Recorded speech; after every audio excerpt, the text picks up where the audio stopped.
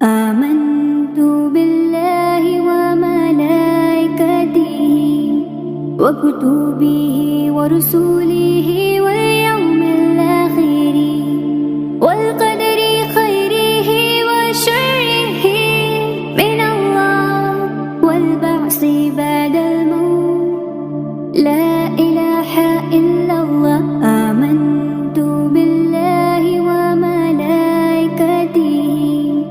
وكتبه ورسله واليوم الآخر والقدر خيره وشره من الله والبعث بعد الموت لا إله إلا الله.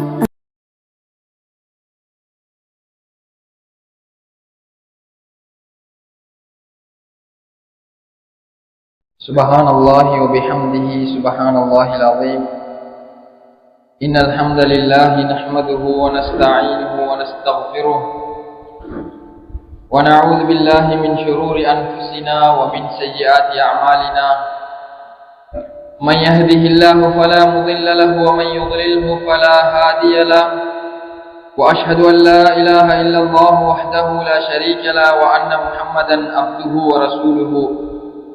أما بعد فإن أصدق الحديث كتاب الله وأحسن الهدي هدي محمد صلى الله عليه وسلم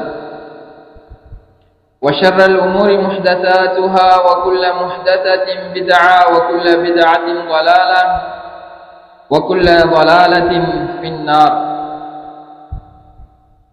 اللهم صل على محمد وعلى آل محمد كما صليت على إبراهيم وعلى آل إبراهيم إنك حميد مجيد. اللهم بارك على محمد وعلى آل محمد كما باركت على إبراهيم وعلى آل إبراهيم إنك حميد مجيد. எல்லா புகழும் புகழ்ச்சியும் இந்த உலகத்தை படைத்து அதிலே பல்வேறுபட்ட உயிரினங்களையும் படைத்து எல்லாவற்றிற்கும் தேவையான சகல வாழ்வாதாரங்களையும் ஏற்படுத்தி கொடுத்த அல்லாஹ் ஒருவனுக்கு சொந்தமாகட்டுமாக. அவனுடைய சாந்தியும் சமாதானமும் ஸலவாத்தும் ஸலாமும் இறுதி தூதர் முஹம்மது முஸ்தபா ஸல்லல்லாஹு அலைஹி வஸல்லம் அன்னவர்கள் மீதும் அவர்களை போன்று அவர்களுக்கு முன்னால் அனுப்பப்பட்ட ஒவ்வொரு தூதர்கள் மீதும் அல்லாஹ்வின் தூதர் ஸல்லல்லாஹு அலைஹி வஸல்லம் அவர்கள் கொண்டு வந்த அந்த தூய்மையான இஸ்லாத்தை சரியாக புரிந்து உணர்ந்து அவர்கள் கூறிய பிரகாரம் நிலைநிறுத்தக்கூடிய ஒவ்வொரு முஸ்லிமான ஆணின் மீதும் பெண்ணின் மீதும் என்றென்றும் நிலவட்டுமாக. பைஅத்தும் இறுதி நபியின் உம்மத்தும் என்ற தலைப்பிலே சில விடயங்களை நாங்கள் தொடராக பார்த்து வருகின்றோம். இந்த தொடர் 4வது தொடராக, அதாவது 3வது தொடராக காணப்படுகின்றது. இதற்கு முன்னர் 1வது தொடராக கடந்த வருடம் 8ஆம் மாதம் அளவில் நாம் ஒரு உரை நிகழ்த்தியிருந்தோம். அதன் பிறகு நேற்றைய ஜும்ஆ குத்துபாவிலே அதனோடு சம்பந்தப்பட்ட சில விஷயங்களை தெளிவுபடுத்தியிருந்தோம். இந்த தொடரிலே பைஅத் சம்பந்தமாக அவர்கள் விமர்சிப்பதற்கு வைக்கக்கூடிய மிக முக்கியமான ஹதீஸ், மன் மாத்த வலைஸ ஃபீ உனுகிஹி பைஆ மாத்த மீத்தன் ஜாஹிலியா என்று வரக்கூடிய இந்த செய்தி, எவருடைய கழுத்திலே பைஅத் இல்லையோ அவருடைய மரணம் ஜாஹிலிய மரணம் என்று நபியுல்லாஹி ஸல்லல்லாஹு அலைஹி வஸல்லம் அவர்கள் சொன்ன செய்தி. இதை ஜமாஅத்துல் முஸ்லிமீனாகிய நாங்கள் பிழையாக புரிந்து கொண்டு இந்த பையத் வேறு எதனையோ பேசுகின்றது, நாங்கள் எதனையோ செய்து கொண்டிருக்கின்றோம் என்று எங்களை நோக்கி விமர்சனம் செய்து கொண்டிருக்கின்றார்கள்.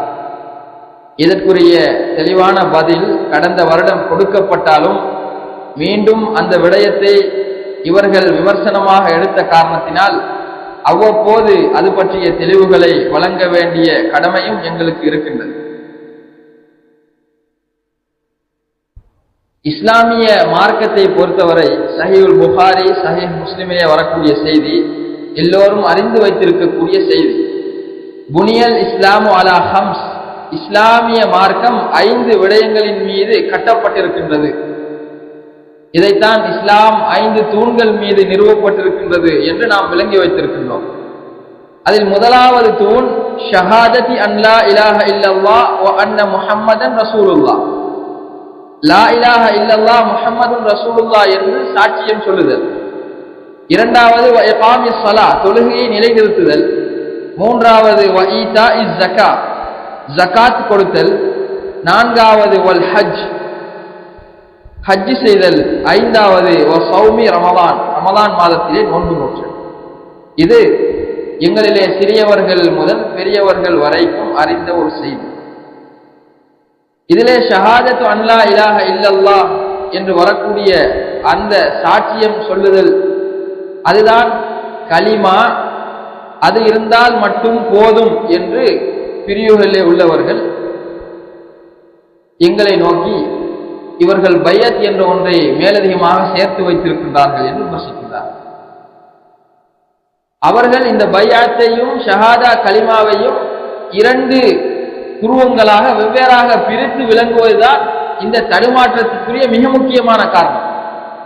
ஆனால் ஜமாஅத்துல் முஸ்லிமீன் ஷஹாதாவும் பையாத்தும் ஒன்று என்று சொல்கின்றது. பையாத்துடைய முதன்மையான நிபந்தனை தான் ஷஹாதா. எனவேதான் ஜமாஅத்துல் முஸ்லிமீனுடைய இமாம் அவர்களிடத்திலே கேட்கப்பட்ட கேள்விக்கு மிக தெளிவாக ஜைனுல் ஆபிதீன் குறைஷி அவர்கள் பதில் சொல்லுகின்றார்கள். ஜமாஅத்துல் முஸ்லிமீனிலே நுழைவதற்கு, அதாவது ஒரு முஸ்லிம் இஸ்லாமாகுவதற்கு, இஸ்லாத்திலே நுழைவதற்கு ஷஹாதத்தைன், இந்த ஷஹாதா கலிமாவும் அதாவது பைஅத்தும் அவசியம் என்று சொல்லுகின்றார்கள். இரண்டையும் ஒன்றாகத்தான் அவர்களும் விளங்கி பதிலளிக்கின்றார்கள். ஜமாஅத்துல் முஸ்லிமீனுடைய கொள்கை அதுதான். இப்போது இந்த ஹதீஸிலே வரக்கூடிய 5 கடமைகள் இருக்கின்றது தானே, இந்த 5 கடமைகளுக்கும் ஒவ்வொரு வடிவம் இருக்கின்றது. அதனை பிரிவுகளில் இருக்கக்கூடியவர்களும் புரிந்து கொண்டிருக்கின்றார்கள். இந்த ஷஹாதாவுடைய வடிவத்தை தான் அவர்கள் புரியவில்லை. உதாரணமாக தொழுகையை நிலைநாட்டுதல் மிக முக்கியமான ஒரு கடமை. அதை எப்படி நிலைநாட்ட வேண்டும், என்ன அமைப்பிலே நிலைநிறுத்த வேண்டும், அதனுடைய வடிவம் என்ன, ருக்கு செய்தல், சுஜூது செய்தல், சலாம் கொடுத்தல், நிலையிலே நிற்றல், இப்படி அதற்கு என்ன வடிவம் இருக்கின்றது. இந்த விஷயத்திலே அவர்களும் உடன்படுகிறார்கள். அதே போல ஜகாத் கொடுத்தல், அது எப்படி ஜகாத்தை நிறைவேற்றுதல், உரிய காலம் வருகின்ற போது எங்களுடைய பொருள்கள் செல்வங்கள் மேலதிகமாக இருக்கின்ற போது அந்த நிசாபை அடைந்து விட்டால் இஸ்லாமிய தலைமைத்துவத்திடத்திலே கொண்டு போய் நாங்கள் ஒப்படைத்தல், இது அதற்குரிய வடிவம். அதே போன்று ஹஜ், அதற்கென்ற ஒரு வடிவம் இருக்கின்றது, நாம் தெரிந்து வைத்திருக்கின்றோம், கண்களால் பார்க்கின்றோம். அதே போன்று நோன்பு நோற்றல், அதற்கும் ஒரு வடிவம் இருக்கின்றது. நோன்புடைய மாதம் வந்துவிட்டால் அந்த மாதம் முழுக்க சஹரில் இருந்து மக்ரிப் வரைக்கும் நாங்கள் நோன்பு இருப்போம். இதே போன்றுதான் இந்த ஷஹாதாவிற்கும் ஒரு வடிவம் இருக்கின்றது என்பதை அதிகமான மக்கள் புரியாமல் இருக்கின்றார்கள். சஹாபாக்கள் புரிந்தது போன்று இவர்கள் புரிகின்றார்கள் இல்லை. ஏனென்றால் இந்த மிக முக்கியமான அடிப்படை மங்கி மறைந்து விட்டது, மறைக்கப்பட்டு விட்டது. அதை ஜமாஅத்துல் முஸ்லிமீன் தான் மீண்டும் உயிர்ப்பித்தது. எப்படி ஏனைய 4 கடமைகளுக்கு வடிவம் இருக்கின்றதோ அதே போன்று இந்த ஷஹாதா கலிமாவுடைய வடிவம் தான் பைஅத் என்பது. ஒரு இஸ்லாமிய தலைமைத்துவத்திடத்திலே போய் அல்லது தலைமைத்துவத்தால் நியமிக்கப்பட்ட பொறுப்பாளர்களிடத்திலே போய் இந்த ஷஹாதாவை மொழிந்து, ஆண்களாக இருந்தால் அந்த பொறுப்பாளர்களுடைய தலைமைத்துவத்துடைய கையை பிடித்து வாக்குறுதி கொடுப்பதுதான் பைஅத். இதுதான் அந்த ஷஹாதா கலிமாவுடைய வடிவம். இப்படி கலிமாவை மொழிந்து, இந்த ஷஹாதாவை மொழிந்து உடன்படிக்கை செய்ததைத்தான் நபித்தோழர்கள் பைஅத் செய்ததாக அறிவிக்கின்றார்கள். உதாரணமாக சஹீஹ் முஸ்லிமிலே வரக்கூடிய செய்தி, உமாத் ரலியல்லாஹு அன்ஹு அவர்கள் நபிகளார் ஸல்லல்லாஹு அலைஹி வஸல்லம் அவர்களுக்கு சுகமில்லை என்று நினைத்து வைத்தியம் பார்க்க வருகின்றார்கள். வந்த நபருக்கு அல்லாஹ் இஸ்லாத்தை போட்டுவிடுகிறான். உடனடியாக என்ன சொல்லுகின்றார்கள், முத்த யதக உபாயிஉக அலல் இஸ்லாம், நபியே உங்களுடைய கையை நீட்டுங்கள், இஸ்லாத்திற்காக வேண்டி நான் பைஅத் செய்ய போகின்றேன் என்று சொல்கின்றார். இந்த பையத்தை இவர்கள் எப்படி செய்தார்கள் என்ற விவரம் அஹ்மதிலே வரக்கூடிய ஒரு செய்தி எங்களுக்கு தெளிவுபடுத்துகிறது.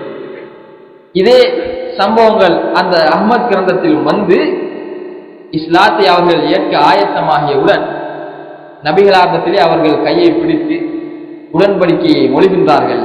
வஇன்னி அஷ்ஹது அல்லா இலாஹ இல்லல்லாஹ் வ அஷ்ஹது அன்ன முஹம்மதன் ரசூலுல்லாஹ் என்ற அந்த வார்த்தையோட அது வருகின்றது. அந்த பைஅத் எப்படி நிகழ்ந்தது என்று. எனவே கலிமாவை மொழிவதன் மூலமாகத்தான் அந்த இமாம் ரலியல்லாஹு அன்ஹு அவர்களுடைய பைஅத் நிகழ்ந்திருக்கின்றது. எனவே அந்த பைஅத்துடைய முதலாவது ஷர்த் தான் ஷஹாதா. எனவே அந்த ஷஹாதாவுடைய வடிவம் தான் இந்த பைஅத்.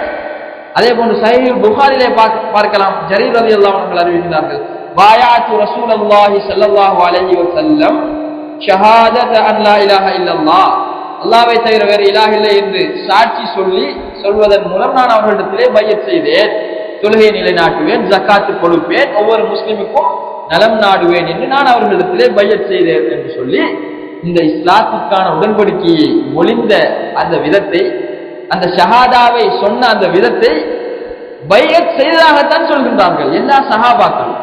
எந்த சஹாபியுமே கலிமா சொல்லித்தான் நான் இஸ்லாத்திற்குள் வந்தேன் என்ற ஒரு வார்த்தையை பாய்த்ததாக இல்லை. கலிமா என்றால் அது பரிபாஷையிலே சொல்லப்படக்கூடிய ஒரு வார்த்தை. அஷ்ஹது அல்லா இலாஹ இல்லல்லாஹ் என்ற அந்த வார்த்தைக்கு அரபியில கலிமா என்று சொல்லப்படும். அதே போன்று ஏனைய வார்த்தைகள் இருக்கின்றன. ஒவ்வொரு வார்த்தைக்குரிய அந்த அரபு மொழியில் கலிமா என்று சொல்லப்படும். அப்ப சஹாபாக்கள் கலிமா என்ற வார்த்தையை பாவிக்காமல் அவர்கள் ஷஹாதா சொன்னதை நாங்கள் பைஅத் செய்தோம் என்றுதான் சொல்லுகின்றார்கள். எப்படி பைஅத் செய்திருக்கின்றார்கள்? கலிமாவை மொழிந்து, நாங்கள் கலிமா என்று விளங்கி வைத்திருக்கும் இந்த ஷஹாதாவை மொழிந்துதான் அவர்கள் பைஅத் செய்திருக்கின்றார்கள். எனவே இந்த ஷஹாதா கலிமாவுடைய வடிவம் அதுதான் பைஅத் என்பதை மிக தெளிவாக நாங்கள் புரிந்து கொள்ள வேண்டும். இப்போது இந்த அடிப்படையான விளக்கத்தை நாங்கள் விளங்கியதன் பின்னால் ஜமாஅத்துல் முஸ்லிமீனுக்கு வெளியே வைக்கக்கூடிய பிரிவுகளுடைய மிக முக்கியமான விமர்சனத்திற்குள் நுழைவோம். அதுதான் சஹீஹ் முஸ்லிமிலே வரக்கூடிய மன் ஹலா யதம் மின் தாஅத்தின் லகியல்லாஹ யௌமல் கியாமா லா ஹுஜ்ஜத லஹு, கட்டுப்பாட்டிலிருந்து யார் கையை உருவிக் கொண்டாரோ அவர் நாளை மறுமை நாளையிலே அல்லாஹ்வுடைய சன்னிதானத்திலே அவர் எந்த ஆதாரமும் இல்லாமல், எந்த காரணமும் இல்லாமல் அவர் உலகத்திலே செய்த அந்த செயல்கள், அதற்கு பையத்தை முறித்ததாக இருக்கலாம், அல்லது அல் ஜமாஅத்திலிருந்து கட்டுப்பாட்டிலிருந்து வெளியேறியதாக இருக்கலாம். இதுக்கெல்லாம் ஒரு காரணம் வைத்திருப்பார்கள் தானே உலகத்திலே.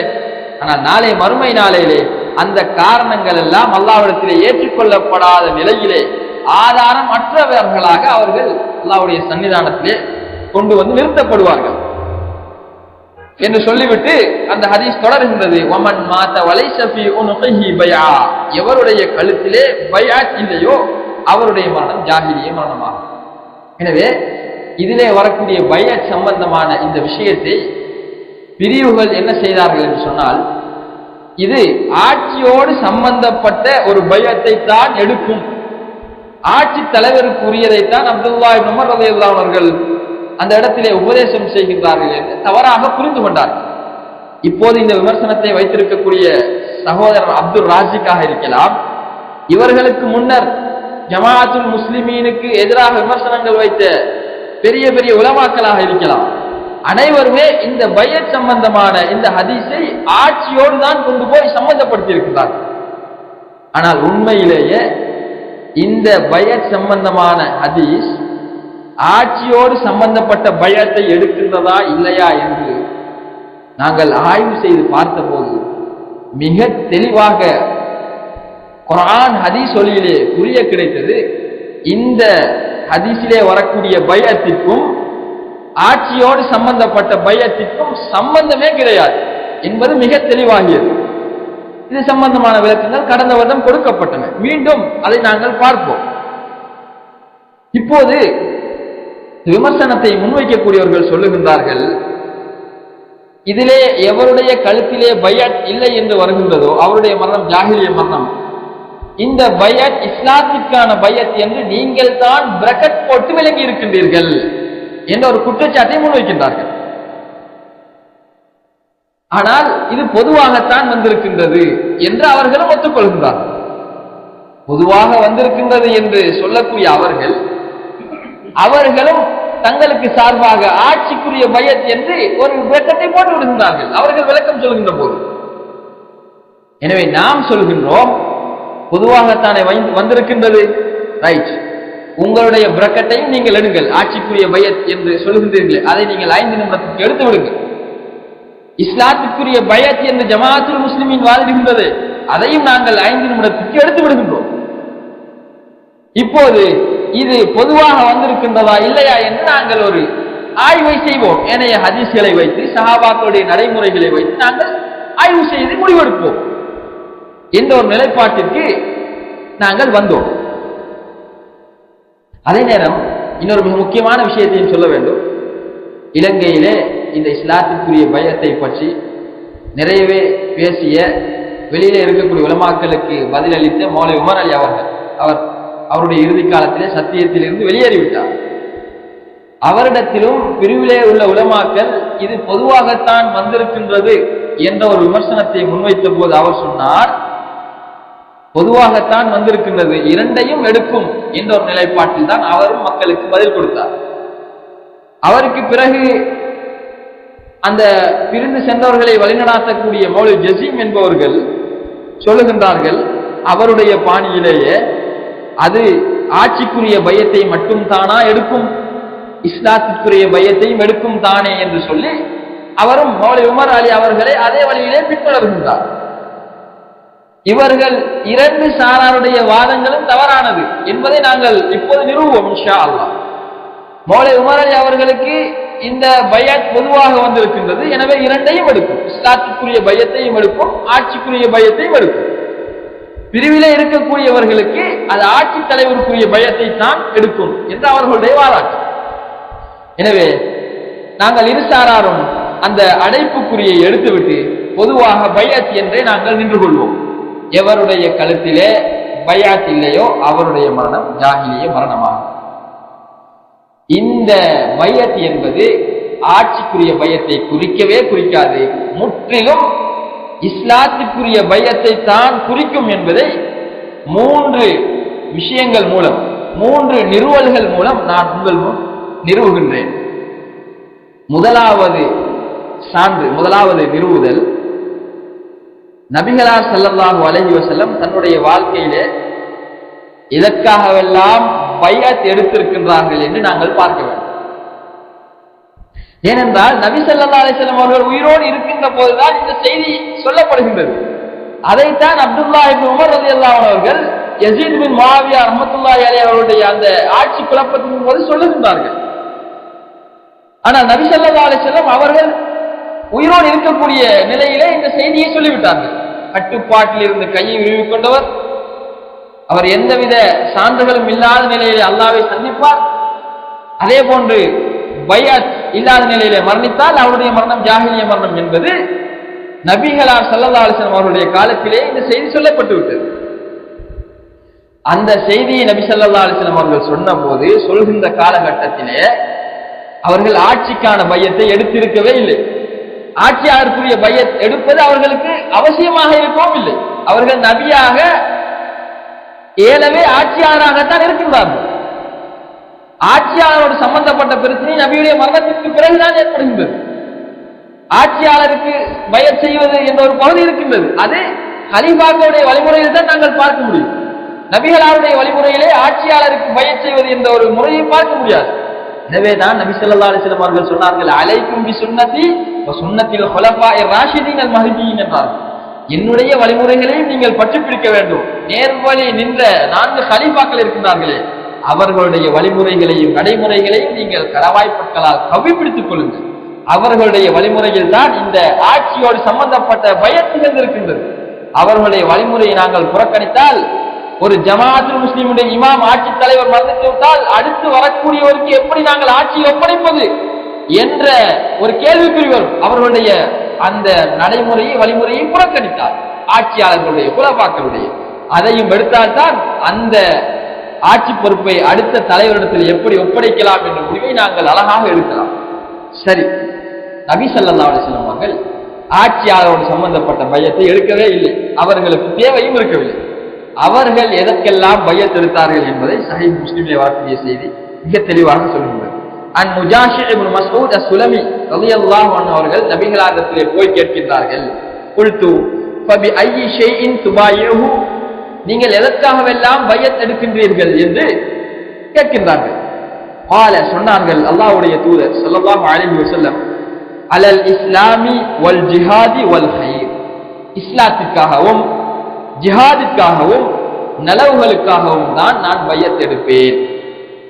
எவருடைய கழுத்திலே பையத் இல்லையோ அவருடைய மரணம் ஜாஹிலிய மரணம் என்ற செய்தியை சொன்ன நபிகளார் ஸல்லல்லாஹு அலைஹி வஸல்லம் அவர்கள் உயிரோடு இருக்கின்ற போது எதற்காகவெல்லாம் நீங்கள் பையத் வாங்குகின்றீர்கள் என்று ஒரு நபித்தோழர் கேட்டதற்கு மூன்று விஷயத்தை தான் சொல்லுகின்றார்கள். அலல் இஸ்லாமி வல் ஜிஹாத் வல் கைர், இஸ்லாத்திற்காக பையத் எடுப்பேன், ஜிஹாதுக்காக வேண்டி பையத் எடுப்பேன், நல்ல காரியங்களுக்காக வேண்டி பையத் எடுப்பேன். இப்ப ஜிஹாதுக்குரிய பையத் எல்லோருக்கும் கடமை இல்லை. நல்லா விளங்குது தானே? யார் யாருக்கு கடமை? அது அந்த ஜிஹாது செய்யக்கூடிய ஆற்றல் உள்ளவர்களுக்கு தான். பெண்களுக்கு கடமையா? இல்ல. சிறுவர்களுக்கு கடமையா? இல்ல. வாலிபர்களுக்கு கடமை, அதாவது வயோதிபர்களுக்கு கடமையா? இல்ல. ஜிஹாதுக்குரிய பையத் எடுக்க மாட்டாங்க. அதே மாதிரி நல்லறங்களுக்குரிய பையத், அது ஒரு ஆள் விரும்பினா போய் செய்யறது. சில நல்ல காரியங்கள் நான் செய்ய போறேன்னு சொல்லி விரும்பினா போய் செய்யறது, அதுவும் எல்லாருக்கும் கடமை இல்லை. எல்லாருக்கும் எந்த பையத் கடமையாக இருந்தது நபி ஸல்லல்லாஹு அலைஹி வஸல்லம் அவருடைய காலத்திலே? சஹாபாக்கள் எல்லாம் வந்து ஷஹாதாவை மொழிந்து என்ன செஞ்சாங்க? பையத் தானே செஞ்சாங்க. அதிகமான சஹாபாக்கள் பையத் சம்பந்தமாக கிட்டத்தட்ட 40க்கும் மேற்பட்ட செய்திகளை நாங்கள் பார்க்கலாம். பயானா அலல் இஸ்லாம், ஹீன தவாசக்னா அலல் இஸ்லாம், இஸ்லாத்துக்காக உறுதிமொழி கொடுத்தோம், பையத் செய்தோம். இஸ்லாத்துக்காக நாங்கள் தவாசக்னா உறுதிமொழி அளித்த நேரத்திலே அக்கபாவுடைய அந்த இரவு சம்பந்தமாக அறிவிக்கின்றார்கள் சஹாபாக்கள். இப்படி இஸ்லாத்துக்காக பையத் செய்தோம், இஸ்லாத்துக்காக பையத் செய்தோம் சொல்லி சுமார் 40 அறிவிப்புகளை நாங்கள் பார்க்கலாம். ஷஹாதா சொன்னோம் என்று அதற்கு குறைவாகத்தான் வருகின்றது, ரெண்டும் ஒண்ணுதான். ஆனா எங்கேயுமே இஸ்லாத்துக்காக நாங்கள் கலிமா சொன்னோம் எந்த சஹாபியும் அறிவிச்சதாக இல்லை. அதை நாங்க பரிபாஷையில அந்த வார்த்தையை, ஷஹாதாவுடைய அந்த வார்த்தையை ஷஹாதத்தை கலிமான்னு சொல்றோம், அதுவும் பிரச்சனை இல்லை. ஆனா சஹாபாக்கள் கலிமாவை சொல்லி போட்டு நாங்கள் பையத் செய்தோம் தான் அறிவிக்கிறாங்க. நன்றாக விளங்கிக் கொள்ளுங்க. அப்போ நபி ஸல்லல்லாஹு அலைஹி வஸல்லம் 3 பையத்தை எடுத்திருக்கிறாங்க அவர்களுடைய வாழ்நாள், இஸ்லாத்திற்காக, ஜிஹாதுக்காக, நல்லறங்களுக்காக. அப்ப ஜிஹாதுடைய பையத்தும் நல்லறங்களுடைய பையத்தும் எல்லாருக்கும் கடமை இல்லை. எல்லாருக்கும் கடமையான பையத் எது? எல்லாருக்கும் எது கடமை? இஸ்லாம் தான் கடமை. எல்லாருக்கும் எது கடமை? ஷஹாதா தான் கடமை. அந்த ஷஹாதாவை சொல்லித்தான் சஹாபாக்கள்லாம் இஸ்லாத்துக்குள்ள வந்தாங்க பையத் செஞ்சு. அப்போ எந்த பையத் எல்லோருக்கும் கடமையாக இருக்கின்றதோ அந்த பையத் இல்லாம போனா தானே ஜாஹிலிய மரணம் வரும். விளங்குதா? ஜாஹிலிய மரணம்டா என்ன? ஐயாமுல் ஜாஹிலியாவை குறிக்குது, குஃப்ருடைய மரணம். பிரிவில் உள்ள உலமாக்கள் ஒத்துக்கொள்வாங்க. ஜாஹிலிய மரணம் என்பதன் முராத் இது எதை நாட்டம் வைத்து நபி ஸல்லல்லாஹு அலைஹி வஸல்லம் பேசுகின்றார்கள் என்றால், இதன் மூலம் எது நாடப்படுகின்றது என்றால் குஃப்ருடைய மரணம். அப்ப பெண்களுக்கு, வயோதிபர்களுக்கு கடமை இல்லாத அந்த ஜிஹாதுக்குரிய பையத் இல்லாட்டி ஜாஹிலிய மரணம் வருமா? வராது. நல்ல விஷயங்களுக்காக செய்யறது, மேலதிகமான ஒரு நஃபிலான ஒரு பையத், அது விரும்பினா தான் செய்யறது. அப்ப எல்லாருக்கும் கடமை இல்லை. அப்ப கடமை இல்லாத அந்த நல்லறங்களுக்குரிய பையத் இல்லாட்டி ஜாஹிலிய மரணம் வருமா? ஒரு நாளும் வராது. குஃப்ருடைய மரணம் வருமா? வராது. அப்ப இஸ்லாத்துக்குரிய பையத் நபி ஸல்லல்லாஹு அலைஹி வஸல்லம் எடுத்துக்கொண்டிருந்தாங்க. அதுதான் எல்லாருக்கும் கடமை. எப்படி? நபி ஸல்லல்லாஹு அலைஹி வஸல்லம் பருவ இஸ்லாத்திலே பிறந்து வளர்ந்து பருவத்தை அடைஞ்சா அவங்க எடுத்திருக்கிறாங்க. அன்னை ஆயிஷா ரலியல்லாஹு அன்ஹா அந்த பையத்தை செய்திருக்கிறார்கள். அப்துல்லாஹ் இப்னு ஜுபைர் ரலியல்லாஹு அன்ஹு செய்திருக்கிறார்கள். அனஸ் இப்னு மாலிக் ரலியல்லாஹு அன்ஹு செய்திருக்கிறார்கள். அப்துல்லாஹ் இப்னு உமர் ரலியல்லாஹு அன்ஹு செய்திருக்கிறார்கள். இஸ்லாத்தை பிறந்து வளர்ந்த வாலிபர்கள், யுவதிகள் குறிப்பிட்ட வயதை அடைகின்ற போது இஸ்லாம் பற்றிய தெளிவு அவங்களுக்கு கிடைக்கிற நேரம் அவங்க செஞ்சிருக்கிறாங்க. அப்ப பருவ வயதை அடையக்கூடிய சிறார்களுக்கும் எது கடமை? இந்த இஸ்லாத்துக்குரிய பையத் கடமை. வயோதிபர்களாக இருந்தாலும் அவங்களுக்கு ஜிஹாதுக்குரிய பையத் கடமை இல்லாட்டி இஸ்லாம் கடமை தானே, இஸ்லாத்துக்குரிய பையத் கடமை. பெண்களுக்கு ஜிஹாத் கடமை இல்லாவிட்டாலும் இஸ்லாம் கடமை, இஸ்லாத்துக்குரிய பையத் கடமை.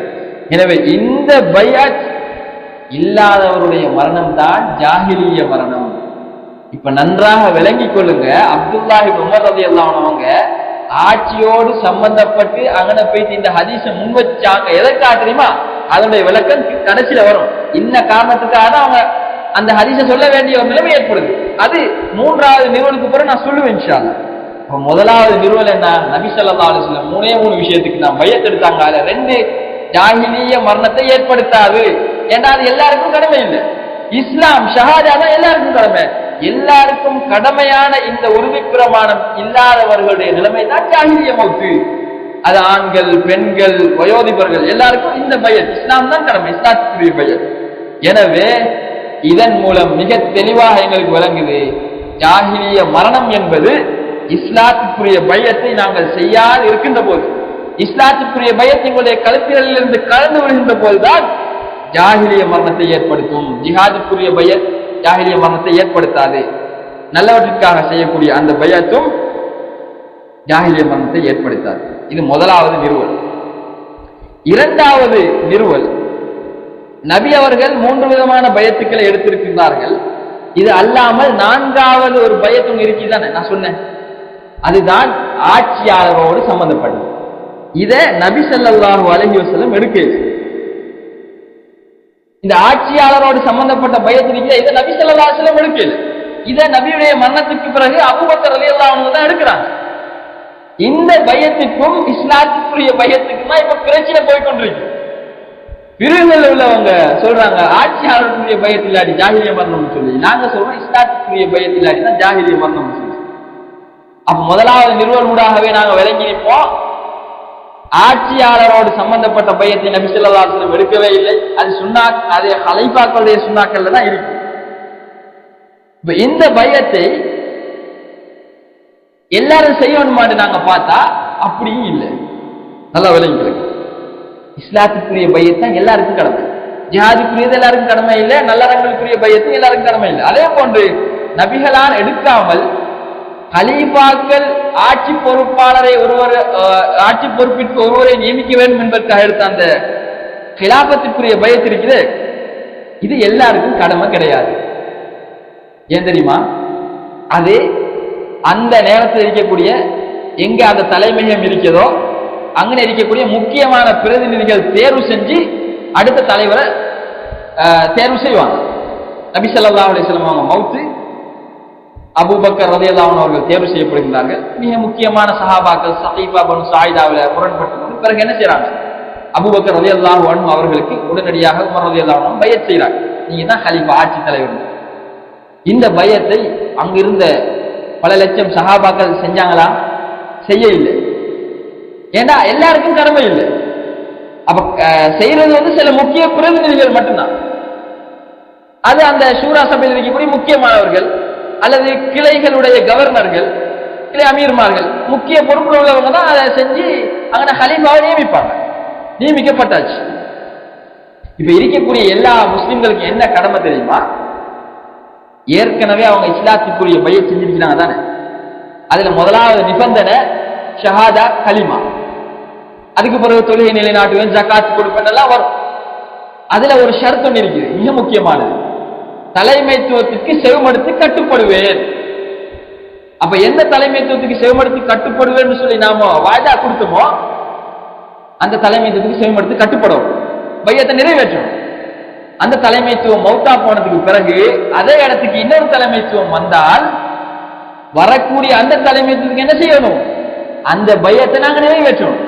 மிக தெளிவாக சஹீஹ் புகாரி சஹீஹ் முஸ்லிமில் வருகின்றது. நபி ஸல்லல்லாஹு அலைஹி வஸல்லம் கூறுகின்றார்கள், வ இன்னஹு லா நபிய்ய பஅதி, எனக்கு பிறகு நபி கிடையாது. வ சயகூனு குலஃபா, கலீஃபாக்கள் அதிகமாக வருவார்கள். ஃபயக்துரு قالوا فما تأمرنا, எங்களுக்கு என்ன கட்டளையிடுகிறீர்கள் அல்லாஹ்வுடைய தூதரே என்று கேட்டபோது சொன்னார்கள், قال ஃபூ பிபைஅத்தில் அவ்வல் ஃபல் அவ்வல், ஒருவர் பின் ஒருவராக வரக்கூடிய ஆட்சியாளர்களுக்கு நீங்கள் அந்த பைஅத்தை நிறைவேற்றுங்கள்.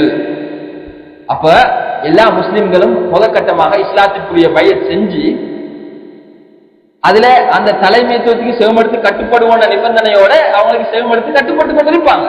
திடீர் அந்த தலைமைத்துவம் மரணம் அடைந்தால் அந்த தலைமைத்துவம் சில முக்கிய பிரதிநிதிகள் ஊடாக அந்த பைஅத், ஆட்சியாளருக்கான ஒரு பைஅத் நடக்கும். அதுக்கு பிறகு அது எல்லாருக்கும் கடமையான பைஅத் அல்ல. ஆட்சியாளர் விரும்பினால் குடிமக்களிடத்தில் எல்லாரும் நீங்க பைஅத் செய்யுங்கன்னு சொல்லி அவர் கட்டளையிட்டால் எல்லாரும் செய்யும். ஆனா எல்லாரும் செய்யணும் அவர் எதிர்பார்க்க மாட்டார். முக்கியமான பிரதிநிதிகள் செஞ்சாலே அவர் ஆட்சியாளர்களா தீர்மானிச்சிருவாங்க. அப்ப குடிமக்களுக்கு என்ன கடமைன்னு சொன்னா, ஏற்கனவே இஸ்லாத்திற்கான உறுதிமொழி அளிக்கின்ற போது கொடுத்த ஷர்த்ல மிக முக்கியமானது தலைமைத்துவங்களுக்கு சிவமட்டு கட்டுப்படுறது. புதிய தலைமைத்துவம் வந்திருக்குது. இந்த தலைமைத்துவத்திற்கு செஞ்ச பையத்தை, ஏற்கனவே செஞ்ச அந்த உடன்படிக்கையை ஒருவர் பின் ஒருவராக நிறைவேற்றிக் கொண்டே போவதுதான் குடிமக்களுக்குரிய கடமை. எனவே ஆட்சியாளருக்குரிய பையத்தும் எல்லா குடிமக்களும் செய்ய வேண்டும் என்ற கடமை கிடையாது. எனவே எல்லா குடிமக்களும் செய்ய வேண்டும் என்ற கடமை இல்லாத ஒரு பையத், அதை விட்டு செய்யாது போனால் எப்படி ஜாகிலிய மரணம் வரும்? எனவே இந்த ஆட்சியாளருக்குரிய பையத்தும் ஜாகிலிய, அதை செய்யாது போகின்ற போதும் ஜாகிலிய மரணத்தை வரவழைக்காது. உதாரணமாக இப்ப முகமது இஷ்டியாக் ரஹ்மத்துல்லாஹி அலைஹி அவங்க மௌத்தா போனாங்க. அடுத்த ஆட்சியாளர் அங்க தேர்ந்தெடுக்கப்பட்டாங்க. இலங்கையில எங்கள்கிட்ட மஷூரா கேட்டாங்க. இப்போ உள்ள அந்த தலைவரை நாங்க பரிந்துரை செஞ்சோம். அவங்களுக்கு முக்கியமானவங்க பையத் செஞ்சாங்க. இலங்கையிலே வந்தாங்க. அவங்க பையத்தை எதிர்பார்த்த நேரம் முக்கியமானவங்க செஞ்சோம். அதே மாதிரி சில குடிமக்களும் செஞ்சாங்க. எல்லா குடிமக்களும் செஞ்சாங்களா? இல்ல, சிலர் வராம இருந்தாங்க. ஒவ்வொரு கிளைகளுக்கும் அவங்க போன நேரம் எல்லா குடிமக்களும் செய்யல. அப்ப ஜாகிலிய மரணத்தை தான் இது வரவழைக்கும் சொன்னா, ஆட்சியாளருக்குரிய பையத்தை அதுதான் காட்டுதுன்னு சொன்னா, இந்த புதுசா வந்த இமாமுக்கு பையத் செய்யாத இந்த முஸ்லிமோட நிலைமை என்ன? ஜாகிலிய மரணமா? இல்லை, அப்படி இல்லை.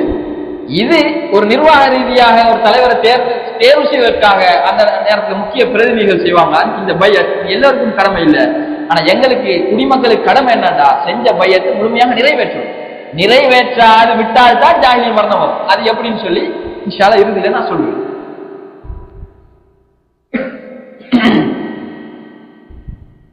எனவே இந்த சஹீஹ் முஸ்லிம்ல வந்திருக்கக்கூடிய இந்த பைஅத் சம்பந்தமான ஹதீஸ் ஜாஹிலிய மரணத்தை வரவழைக்கக்கூடியது.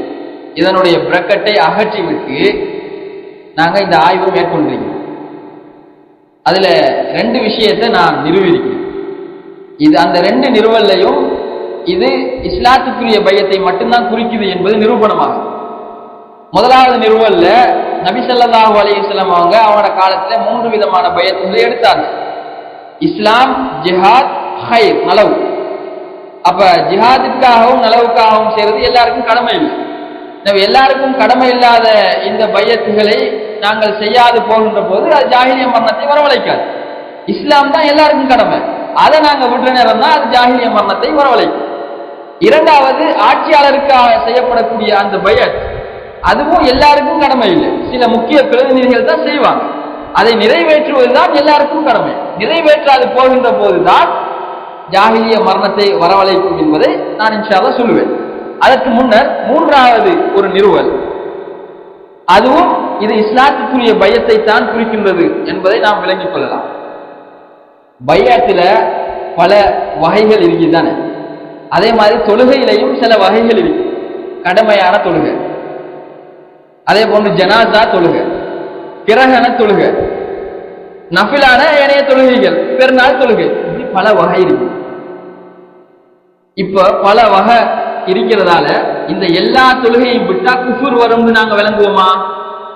எது எங்களுக்கு மிக அவசியமானது என்று வலியுறுத்தப்பட்டிருக்கிறது? கடமையான தொழுகை. கடமையான தொழுகையை விட்டா தானே குஃபுர். நஃபிலான தொழுகைகள், ஜனாசா தொழுகை, கிரகண தொழுகை, இதுகளை விட்ட நேரம் குஃபுர் வராது. அதுல சிலது வலியுறுத்தப்பட்ட விஷயங்களா இருக்கு சுன்னா. ஆனால் கடமையான தொழுகையை விட்டால் தான் குஃபுர். எனவே நாங்க இயல்பாகவே விளங்கிக் கொள்வோம், குஃபுரை வரவழைக்கக்கூடியது கடமையான தொழுகையை விடுவதாகும். அதே போன்று பையத்திலேயும் சில வகைகள் இருக்குது. இஸ்லாத்துக்குரிய பையத், நல்லறங்களுக்குரிய பையத், ஜிஹாதுக்குரிய பையத், ஆட்சியோடு சம்பந்தப்பட்ட ஆட்சியாளருக்குரிய பையத். இதுல எந்த பையத் இல்லாட்டி ஜாஹிலிய மரணத்தை வரவழைக்கும்? இஸ்லாத்துக்குரிய பையத். மிக தெளிவான விஷயம் இது. தொழுகை விஷயத்துல கடமையான தொழுகைக்கு போய் விளக்கம் எடுத்து அதுதான் குஃபுரை ஏற்படுத்தும் என்று விளங்குற எங்களுக்கு இஸ்லாம் தானே கடமை. ஷஹாதா கலிமா ஒரு மொழி பையத்திலே தான் ஒரு மனிதனை கடமை. அது இல்லாதானே ஜாஹிலிய மரணம், குஃபுருடைய மரணம் என்பது மிக இலகுவாக விளங்கக்கூடிய ஒரு பகுதியாக இருக்கு. இது 3வது நிறுவல். இப்ப இந்த 3 சான்றுகளின் அடிப்படையில மிக தெளிவாக சஹீஹ் முஸ்லிமிலே எவருடைய கழுத்திலே பையத்திலே அவருடைய மரணம் ஜாஹிலிய மரணம் என்பதை குறிக்கக்கூடியது இஸ்லாத்துக்குரிய பையத் என்பதை நாம் பார்த்திருக்கிறோம். இப்ப ஒரு கேள்வி இயல்பாகவே வரும். அப்படி என்றால் அப்துல்லா இப்னு உமர் ரலியல்லாஹு அன்ஹு அவர்கள் ஏன் யஸீத் பின் முஆவியா ரஹ்மத்துல்லாஹி அலைஹி அவர்கள் ஆட்சி தலைவராக பொறுப்பெடுத்த சந்தர்ப்பத்தில் அவருக்கு சிலர் கட்டுப்பட மறுத்து அவருக்கு எதிராக போர்க்கொடி தூக்கிய நேரத்தில் போய் சொல்லுகின்றார்கள் என்ற ஒரு கேள்வி இயல்பாக எல்லாருக்கும் வரும். அந்த நேரத்தில் தான் இந்த பையத் சம்பந்தமான உண்மையான அதனுடைய நிலைப்பாடு வெளிப்படுது. அந்த சம்பவம் நடக்கலைன்னா இந்த ஹதீஸும் வந்திருக்காது. அது அல்லாஹ்வுடைய ஏற்பாடு. அதனாலதான் அந்த பையத் இல்லைன்னு சொன்னா ஜாஹிலிய மரணம் நாங்க விளங்குறோம். அது இஸ்லாத்துக்குரிய பையத் இல்லைன்னா தான் ஜாஹிலிய மரணம் மிக தெளிவாகுது. அப்ப அப்துல்லா இப்னு உமர் ரலியல்லாஹு அன்ஹு அவர்கள் ஏன் அந்த சந்தர்ப்பத்திலே போய் சொன்னார்கள்? அப்ப யஸீத் பின் முஆவியா ரஹ்மத்துல்லாஹி அலைஹி அவர்கள் முஆவியா ரலியல்லாஹு அன்ஹு அவர்களுக்கு பிறகு ஆட்சி தலைவராக தேர்ந்தெடுக்கப்பட்டு விட்டார்கள். அவருடைய ஆட்சிக்கான பையத் அங்க டமஸ்கஸ்ல நடந்துட்டு முக்கிய பிரதிநிதிகள் ஊடாக மக்கா மதீனாவுல உள்ள சிலர் அப்துல்லா இப்னு ஜுபைர் ரலியல்லாஹு அன்ஹு தான் அந்த இடத்துக்கு தகுதியானவர் நினைக்கிறாங்க. எனவே அப்துல்லா இப்னு ஜுபைர் முக்கியமான சஹாபி, அவங்கள தான் நாங்க ஆட்சியாளர் ஆக்கணும்னு சொல்லி முரண்பட்டு கொண்டு அப்துல்லா இப்னு முத்தி போன்றவர்கள் அப்துல்லா இப்னு ஜுபைர் ரலியல்லாஹு அன்ஹு அவர்களுக்கு ஆதரவாக இருக்கின்றார்கள். தேர்வு செய்யப்பட்ட ஹலீஃபாவுக்கு எதிராக போர்க்கொடி தூக்கக்கூடிய, அதாவது அவர்களை விமர்சிக்கக்கூடிய, அவருடைய கட்டுப்பாட்டில் இருந்து விலகக்கூடிய நிலைமைக்கு இவர்கள் வருகின்றார்கள். அப்படி வந்தா ரெண்டா உடையும் ஜமாத் அல் ஜமாத் கட்டமைப்பு. அந்த இடத்துக்கு உடனடியாக மூத்த சஹாபி, சிறந்த ஒரு சஹாபி உமர் ரலியல்லாஹு அன்ஹுடைய மகன் அப்துல்லா இப்னு உமர் ரலியல்லாஹு அன்ஹு போறாங்க. போன உடனே அவர் மிக முக்கியமான சஹாபி இல்லையா?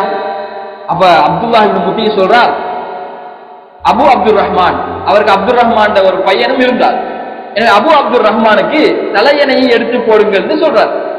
அவர் சொன்னாரு, நான் இருந்துட்டு போறதுக்கு வர இல்லை, நான் வந்ததெல்லாம் விஷயம் ரொம்ப குறைஞ்சு போய் கொண்டிருக்குது. நபி ஸல்லல்லாஹு அலைஹி வஸல்லம் அவர்களிடத்துல கேட்ட ஒரு செய்தியை உங்களுக்கு எத்தி வச்சுட்டு போறதுக்காக, உங்களுடைய நிலைமை பாருகிற மாதிரி, அதுக்கு தான் நான் வந்தேன் என்று சொல்லி போட்டு சொல்கின்றார்.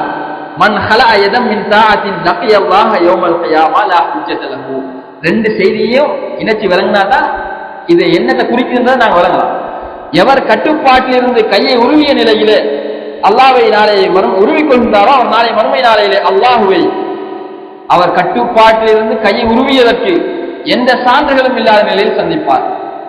நேரத்தில் நான் சொன்ன மாதிரி உலகத்தில் நிறைய காரணம் இருக்கு. அமீர் சரியில்லை, அமீர்ல பாவம் இருக்குது, அவர் அகீதாப்பில, இப்படி நிறைய காரணங்கள் அள்ளி அடங்கிட்டு போவாங்க. நீ கட்டுப்பாட்டுல இருந்து கையை உருவ இயலாது, அதுக்கு முறை இருக்குது. அமீர்ல பாவம் செஞ்சா அதை எப்படி அணுகணும்னு இஸ்லாம் சொல்லுது. அமீர்ல குஃபுர் வந்தா அதை எப்படி அணுகணும்னு இஸ்லாம் சொல்லுது. நீ கட்டுப்பாட்டுல இருந்து கையை உருவ வெளியே போகலாது. இப்ப இவங்க என்ன செய்யறாங்க, ஆட்சியாளர் சரியில்லைன்னு சொல்லி அப்துல்லா இப்னு முத்தி போன்றவர்கள் வேறொரு ஆட்சியை நிறுவனத்துக்கு முயற்சி செய்யறாங்க. அப்ப அந்த யஸீத் பின் முஆவியாவுடைய ஆட்சியிலிருந்து கையை உருவ போறாங்க. பெரிய ஒரு பாரதூரமான ஒரு குற்றம். உடனே தான் அந்த இடத்துக்கு போய் சொல்றாங்க, மன் ஹலா யதம் மின் தாஅத்தின் லக்கியல்லாஹ யௌமல் கியாமா லா ஹுஜ்ஜத லஹு. ஆட்சியாளருடைய கட்டுப்பாட்டில் இருந்து கையை உருவிக்கொண்டால் நாளை மறுமை நாளையிலே அல்லாஹ்வுடைய சன்னிதானத்திலே நீங்க முஸ்லிம்களுக்கும் உங்களுடைய இந்த செஞ்ச எந்த விதமான சாக்கு போக்குகளும் இல்லாத நிலையில, ஆதாரமற்ற நிலையில தான் நீங்க அல்லாஹ்வை சந்திப்பீங்க, பயந்து கொள்ளுங்க என்று சொல்லி போட்டு சொன்னாங்க. வமன் மாத வலைஸ ஃபீ உன்கிஹி பையா. இன்னும் எவர் தன்னுடைய கழுத்திலே பையத் உறுதி பிரமாணம் இல்லாத நிலையில் மரணித்து விடுகின்றாரோ மாத்த மீத்ததன் ஜாஹிலியா, அவருடைய மரணம் ஜாஹிலிய மரணம். இப்ப கட்டுப்பாட்டில இருந்து கையை உருவுனா என்ன நடக்கும்? பையத் முறிஞ்சிடும். விளங்குதா? அப்துல்லா இப்னு முத்தி கட்டுப்பாட்டில இருந்து கையை உருவக்கூடிய அந்த சூழல்ல இருக்கிறார். உருவிட்டார்னு சொன்னா ஏற்கனவே செஞ்சிருந்தாரு பையத், அந்த பையத் முறிஞ்சு போயிடும். ஏன்? இஸ்லாத்துக்குரிய பையத் செய்யற நேரம் ஒவ்வொரு ஷரத்துகளா அவங்க சொல்லுவாங்க. அதுல தலைமைத்துவங்கள் வந்தா செவிமடுத்து கட்டுப்படுவோம். அந்த பையத்தை ஒருவர் பின் ஒருவராக நிறைவேற்றுங்க. நபி ஸல்லல்லாஹு அலைஹி வஸல்லம் கட்டளை. புதிய ஆட்சியாளர் வந்திருக்கிறார், நீங்க செஞ்ச பையத்தை நிறைவேற்றலன்னு சொன்னா நீங்க பையத்தை முறித்தவராக ஆகி விடுவீர். எனவே கட்டுப்பாட்டில் இருந்து கையை உருவி பையத்தை நீங்க முறித்தால் நீங்க செஞ்ச பையத்தை இருக்கிறே அது முறிஞ்சிடும். முறிந்தால் உங்களுடைய மரணம் ஜாஹிலிய மரணம். இதே மாதிரி சஹீஹ் முஸ்லிம்ல வரக்கூடிய ஏனைய செய்திகள், மன் ஹரஜ மினல் ஜமாஅத்தி கீத ஷிப்ர், யார் ஒரு சாணளவு ஜமாஅத்தில் வெளியே போகின்றாரோ பமாத்த, அவர் மரணித்தால் மாத்த மீத்ததன் ஜாஹிலியா வரும், ஜாஹிலிய மரணமாக மரணிப்பார். இப்ப அப்துல்லா இப்னு உமர் ரலியல்லாஹு அன்ஹு ஆட்சியாளருக்குரிய பையத்தை செய்யாம இருக்கிறதுக்காக வேண்டி போய் இந்த ஹதீஸை சொல்லல, ஆட்சியாளருக்குரிய பையத் ஆல்ரெடியாக நடைபெற்று தேர்ந்தெடுக்கப்பட்டு விட்டார். இப்ப இவர் அந்த ஆட்சியாளருக்கு கட்டுப்பட்டு போகணும். இவர் கையை உருவினார்னு சொன்னா இவர பையத்து முறிஞ்சிடும். எனவே உங்களோட பையத் ஏற்கனவே நீங்க செஞ்ச பையத் முறிஞ்சிடும். இந்த பாதகமான நிலையை அவருக்கு உணர்த்துறதுக்காக வேண்டிதான் இந்த செய்தி அங்கே போய் சொல்றாங்க. இத பிரிவுகள் முதல் கொண்டு மௌலை உமர் அலி மௌலை அவர்கள் வரைக்கும் பிள்ளையாக தான் விளங்கியிருக்கிறாங்க. உமர் அலி மௌலை ரெண்டையும் மிக்ஸ் பண்ணி விளங்கினார். ஆட்சியாளர்களுடைய பையத்தையும் எடுக்கும், இஸ்லாத்தினுடைய பையத்தையும் எடுக்கும். பிரிவுகள் என்ன சொல்றாங்க, இது ஆட்சியாளர்களுடைய பையத்துன்னு சொல்லி. அவங்க ஆட்சியாளர்களுடைய பையத்தை நீங்க செய்யுங்க சொல்றதுக்கு முன்னுரிமை அளித்ததை விட அவங்க சொல்ல வாரது நீங்க செஞ்ச பையத் முறிய போகுது. ஏன்னா ஆட்சியாளர் தேர்ந்தெடுக்கப்பட்டு விட்டார், திருப்பி ஆட்சியாளருக்கு பையத் செய்யணும்னு கிடையாது. அவருக்கு இப்ப நாம் என்ன செய்யணும், குடிமக்கள் செஞ்ச பையத்தை நிறைவேற்றி செய்யப்படுத்து கட்டுப்படும். கட்டுப்பட மறுத்தால் கையை உருவிடுவோம். கையை உருவுனா எங்களுடைய பையத் காணாமல் போய்விடும், முறிந்து விடும். எச்சரிக்கை, ஜாஹிலிய மரணத்துக்கு பெயருவீங்க பெயராதீங்க என்பதற்காக வேண்டி சொன்ன பகுதியை அது ஆட்சியாளரோட முரண்பாடு வந்துச்சு தானே. அப்துல்லா இப்னு முத்திக்கு ஆட்சியாளரோட முரண்பாடு வருது தானே. எனவே ஆட்சியாளருக்குரிய பையத் இல்லாத போதுதான் இந்த பையத் ஜாஹிலிய மரணம் சொல்லி இவங்க கொலையா விளங்கிட்டாங்க. அப்ப இதுதான் அதனுடைய தெளிவான விளக்கம், சரிதானே? அப்ப இப்ப விளங்க இந்த மண்மாத்த வலைசபி பயா மாத்த மீத்ததன் ஜாஹிலியா நபி ஸல்லல்லாஹு அலைஹி வஸல்லம் அவர்கள் உயிரோடு இருக்கின்ற போதே கூறப்பட்டது, சொல்லப்பட்டது. அப்ப அவர்கள் உயிரோடு இருக்கின்ற போது எந்த பையத்தை எடுத்தார்கள்? இந்த ஆட்சி தலைவருக்கான பையத்தை அவங்க எடுக்க வேண்டிய தேவையில்லை. இஸ்லாத்துக்காகவும் ஜிஹாதுக்காகவும் நலவுக்காகவும் தான் எடுத்தார்கள். அதுல இஸ்லாம் அதாவது ஜிஹாதுக்குரியதும் நல்ல விஷயங்களுக்குரிய அந்த பையத்தும் அது எல்லாருக்கும் கடமை இல்லை. இஸ்லாம் என்ற அந்த ஷஹாதா கலிமா மொழிந்து சொல்றதுதான் எல்லா முஸ்லிம்களுக்கும் ஆண்களுக்கும் பெண்களுக்கும் கடமை. அது இல்லாட்டித்தான் ஜாஹிலிய மரணம் என்பதை மிக தெளிவாக நாங்கள் உணர்ந்து கொள்ள வேண்டும். ஏண்டா ஜாஹிலிய மௌத்துன்னு சொல்லி இந்த பையச்சமமான பிரச்சனை வாரத்துக்கு முன்னே ரசூலுல்லாஹ் தீர்ப்பு கொடுத்தாங்களே, விளங்குதா உங்களுக்கு? அதாவது இந்த ஜாஹிலிய மௌத்து இந்த விஷயத்தை இந்த பிரச்சனை வாரத்துக்கு முந்தையே ரசூலுல்லாஹ் தீர்ப்பு கொடுத்துட்டாங்க. பிரச்சனை எப்ப வருது, ஆட்சியாளரோட சம்பந்தப்பட்ட அந்த முரண்பாடு, அதுல போய் உங்களோட பையத் புரிஞ்சிருந்ததுக்காக வேண்டிதான் அப்துல்லாஹி உமர் ரலியல்லாஹு அன்ஹு அவர்கள் அப்துல்லாஹி முத்தியை எச்சரித்து பையத்தை முடிக்காதீங்க இந்த அடிப்படையில அவங்க அந்த செய்தியை சொல்றாங்க. எனவே அந்த செய்தி அப்போதுதான் வெளிப்பட்டதால் இவர்கள் அது ஆட்சியாளருக்குரிய செய்தியாக ஆக்கி கொண்டார்கள். நாங்க சொல்றோம் அது ரசூலுல்லாஹ் எப்போ சொன்னது சந்தர்ப்பமாக வெளிப்படுது. எனவே அந்த பையத் என்பது இஸ்லாத்துக்குரிய பையத்தை மட்டும்தான் குறிக்கும். அந்த பையத்தை நாங்கள் நிறைவேற்றாமல் முறிக்கின்ற போதுதான் ஜாஹிலிய மரணத்தை அது வரவழைக்கும். அப்துல்லாஹ் இப்னு முத்தி செஞ்ச பையத்தை இஸ்லாத்துக்கு உடன்படிக்கை செஞ்சிருந்தாங்க, அதுல இந்த ஷர்த்துகளையும் சேர்த்து செஞ்சிருந்தாங்க. அதை அவங்க முறிக்கக்கூடிய நிலைமைக்கு வாரதால முறித்தால் கட்டுப்பாட்டில் இருந்து கையை உருவினால் ஜாஹிலிய மரணம் என்பதை மிக தெளிவாக அப்துல்லாஹி உமர் ரலியல்லாஹு அன்ஹு அவர்கள் சொல்கின்றார்கள். அப்ப இந்த சான்றுகள் தான் இந்த பையத் என்பது இஸ்லாத்துக்குரிய பையத்தை மட்டும்தான் எடுக்கும் என்பதற்கு தெளிவான விஷயங்களாக இருக்கின்றது. அதே போன்று இன்னும் சில விஷயங்களை அவர் சொல்றார். அதுல அப்துல்லாஹி உமர் சில காலம் பையத் இல்லாமல் இருந்தார், எனவே அவருடைய மரணம் ஜாஹிலிய மரணம் என்று விளங்குவது சரியானதான் சொல்லி அப்துல்லாஹி உமர் ரலியல்லாஹு அன்ஹு அவங்க இந்த முரண்பாடு வார நேரம் நடுநிலைமை வகிக்கிறாங்க என்றதாக வரலாறுல சொல்லப்படுது. அப்ப எந்த ஆட்சியாளருக்கு பையத் செய்வது என்பது சிக்கலாயிருக்கு. ஏன்னா அங்க டமஸ்கஸ்லயும் பெரிய ஒரு ஆட்சி நிறுவப்படும், இங்க மக்கா மதீனாவை கொண்டு இங்கேயும் ஒரு பெரிய ஒரு ஆட்சி வந்து நிறுவ அந்த முயற்சி நடக்குது, நிறுவப்படுது. பிறகு இந்த நேரத்துல அவங்க எதை யார் அங்கீகரிக்கிறதுன்னு சொல்லி பெரிய ஒரு திண்டாட்டத்தில் இருந்தாங்க. அது உண்மைதான். ஆனா இவர் சொல்றாரு வந்து பையத் செய்யாம இருந்தாங்க, ஆட்சியாளருக்குரிய பையத்தை தான் அவங்க செய்யாம இருந்தாங்கன்னு தான் நாங்க விளங்கணும் மிக தெளிவாக. ஏன்னா அப்துல்லாஹி இப்னு உமர் நபி ஸல்லல்லாஹு அலைஹி வஸல்லம் அவங்ககிட்ட தெளிவாக அவங்க பருவ வயது அடையிற நேரம் பையத் செஞ்சிருக்கிறாங்க, இஸ்லாத்துடைய பையத். இப்ப இஸ்லாத்துடைய பையத் இல்லாட்டி தானே ஜாஹிலிய மரணம். ஆட்சியாளருக்குரிய பையத் இல்லாட்டி ஜாஹிலிய மரணம் வராது. ஆட்சியாளருக்கு கட்டுப்படாமல் கட்டுப்பாட்டில் இருந்து வெளியேறினால் பையத் முறிஞ்சிடும். எனவே அந்த பையத் முறிவதன் மூலம் தான் ஜாஹிலிய மரணம். அப்ப அப்துல்லாஹ் இப்னு உமர் ரலியல்லாஹு அன்ஹு எந்த ஒரு ஆட்சியாளருடைய கட்டுப்பாட்டில இருந்து வெளியேறல. அது ஃபித்னாவுடைய காலம், என்ன செய்யறது பெரிய திண்டாட்டம் இருந்தாங்க அவங்க. இதை நாங்க விளங்கிக்கிறோம். அதே மாதிரி இன்னொரு விஷயம் அவர் சொல்றாரு வந்து இந்த பையத் என்பது ஆட்சியாளர் பெரிய பெரிய சுல்தான் ஒரு வாசம் வரும் அவர்களுக்கு தான் இது வந்து கடமை, மற்ற சாதாரண அவங்கெல்லாம் இந்த பையத்தை எடுக்கலாத இந்த விஷயத்தை அவர் சொல்றார். இந்த இடத்துல பையத்துக்கு விமர்சனம் முன்வைக்கிற நேரம் சுல்தான் என்பவரு அது பெரும் கொண்ட ஆட்சி செய்யக்கூடிய ஆட்சியாளராக இருக்கணும்னு சொல்லி அவர் சொல்றார். இதே இந்த நபர் சில மாதங்களுக்கு முன் ஒரு கிளிப்பை கேட்டேன், அதுலேயும் சுல்தான் தான் வருது. அதாவது வழி இல்லாமல் திருமணம் செய்தால் அவர்களுடைய திருமணம் பாத்தில், பனிகாஹுஹா பாத்தில், பனிகாஹுஹா பாத்தில். வலி இல்லாதவருக்கு சுல்தானு வலின்னு வருது. சுல்தான் தான் வலி. அப்ப சுல்தானுக்கு அங்க விளக்கம் கொடுக்கிறார் இந்த சவர் அப்துல் ராஜிக். சாதாரண ஊர் தலைவரும் சுல்தானுக்குள்ள வருவார். எப்படி முரண்பாடு? அதே சுல்தான் தான் இந்த பையத் சம்பந்தமா வருது. சுல்தான், அமீர், இமாம் எல்லாம் ஒரே வேர்ட்ஸ் தான். இந்த சுல்தான் வார்த்தையை வித்தியாசமா கற்பனை பண்ணிக்கிட்டு அது பெருங்கொண்ட ஆட்சியாளருக்குரியதுதான். எனவே இப்போ உள்ளவங்க சுல்தான்கள் இல்ல, ஆட்சியாளர்கள் இல்லைன்னு சொல்லி போட்டு அவங்களுக்கு இந்த பையத் நம்ம ஆட்சியாளருக்குரிய பையத் செய்ய இயலாது. இது சுல்தான்களுக்கு தான் கடமைன்னு சொல்றாரு. இப்ப இவர் சமகாலத்துல சுல்தான் தான் வலிந்து வரக்கூடிய அந்த நிக்கா சம்பந்தப்பட்ட ஹதீஸ்ல அந்த சுல்தானுக்கு இவர் எப்படி நம்ம வழக்கம் இருக்காரு? சாதாரணமாக இருக்கக்கூடிய ஊர் தலைவர்கள், ஊருக்கு பொறுப்பா இருப்பாங்க பள்ளி தலைவர்கள், அவர்களும் சுல்தான்றார். அவருக்கு தேவைக்கு அதிகாரம் இல்லாத ஊர் தலைவர் சுல்தானா மாறினார். இப்ப அவருக்கு இது கொஞ்சம் இடிக்குது, அதிகாரம் இல்லாத இந்த தலைவர் சுல்தான் இல்லைன்னு வர. இப்படி வழங்குறது ஹதீஸ்.